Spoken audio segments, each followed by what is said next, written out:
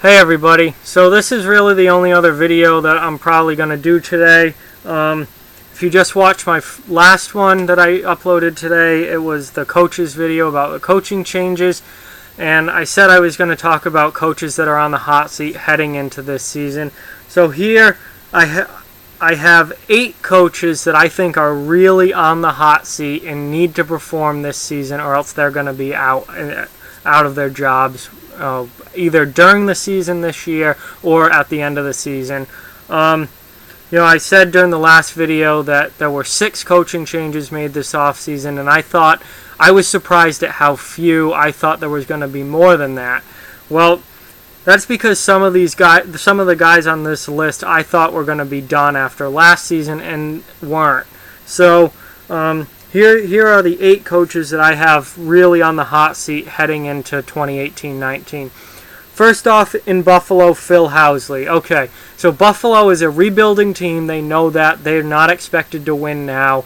And Phil Housley was, it was his first year as their coach last season, so there weren't a ton of expectations, but there was some talk that he could have been fired at the end of last season because they finished dead last. Now, I did not expect at all for him to be fired after last season. We knew Buffalo was going to be bad. Buffalo had to know that they were going to be bad. Last season was pretty much expected from the Sabres. Now, the pressure is on not to be a playoff team, not to be a winning team, but to be better. Buffalo has made a ton of changes this offseason. They've really added a lot to make this team a lot better than it was last year. They have a real goaltender now in Carter Hutton. They added Rasmus Dahlin as the first overall pick in the draft. They've made some great trades to get guys, Jeff Skinner, and then get some depth third-line guys like Patrick Berglund and Vlad Sobotka, all while still acquiring draft picks and still doing the things you need to do to rebuild. So Buffalo has had a really, really good offseason, and a really, really good offseason leads to higher expectations. So I don't think anyone's expecting Buffalo to make the playoffs this year. I don't think Buffalo expects to make the playoffs this year. What they need to see from the Sabres is improvement. They cannot finish last again this year. If they finish last, Phil Housley is going to be gone, because with all the additions that they made, all the changes that they made to get this roster better, Buffalo needs to show significant improvement on the ice. If they don't, Phil Housley is going to be out of a job, and they're going to go in a different direction. If they do, he only has to get them up into third or 3 or 4 places higher in the standings. They just cannot be a bottom 3 team. They cannot be a bottom 3 team this season.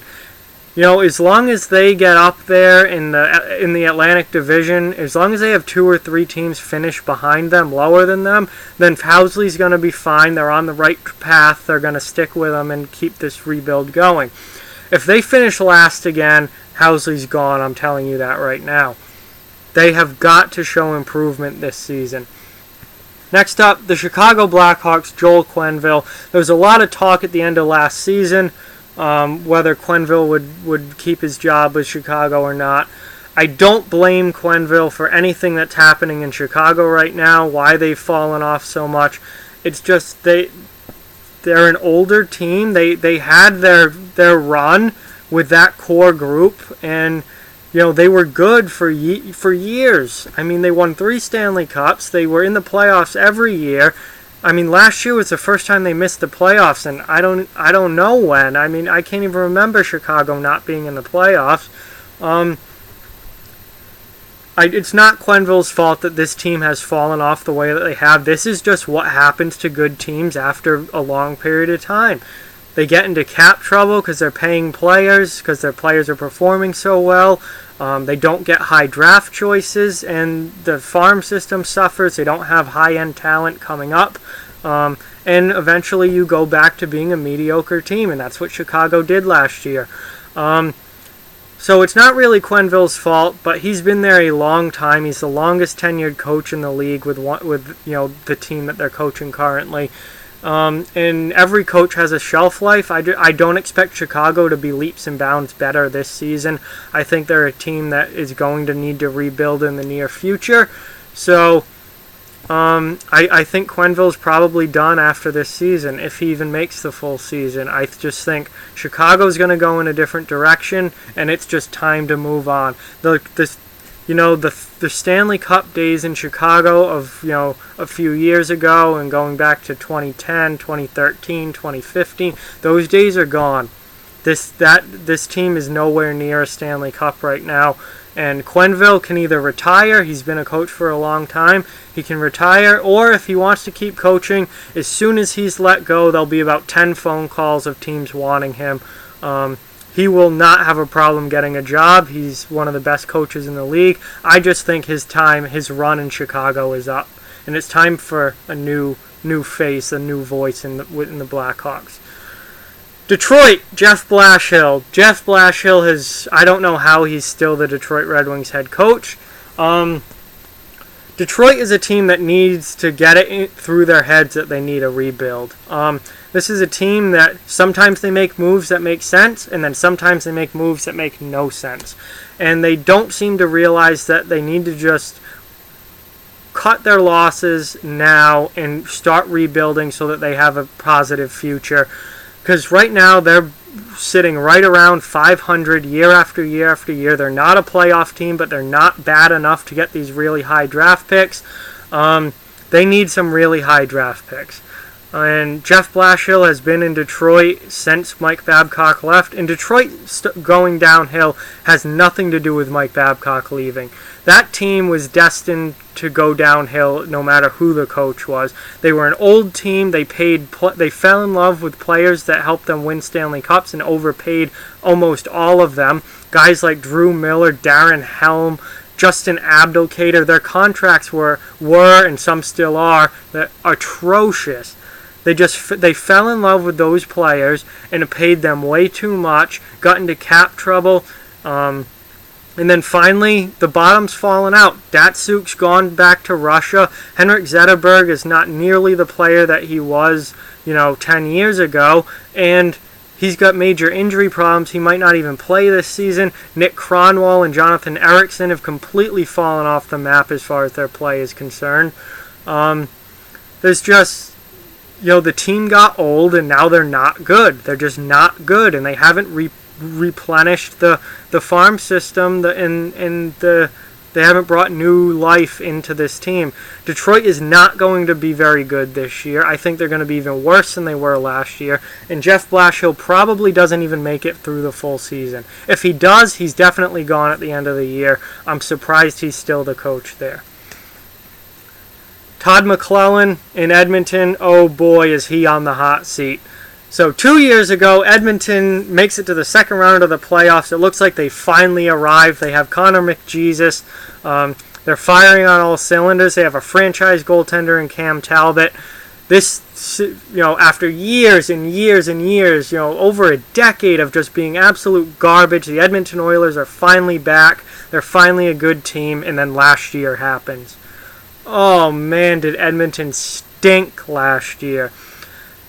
So this is it. This is a do-or-die year for the Edmonton Oilers and Todd McClellan. If the Oilers don't make the playoffs this year, Todd McClellan is gone. Peter Chiarelli, the GM, is probably gone. They will clean house.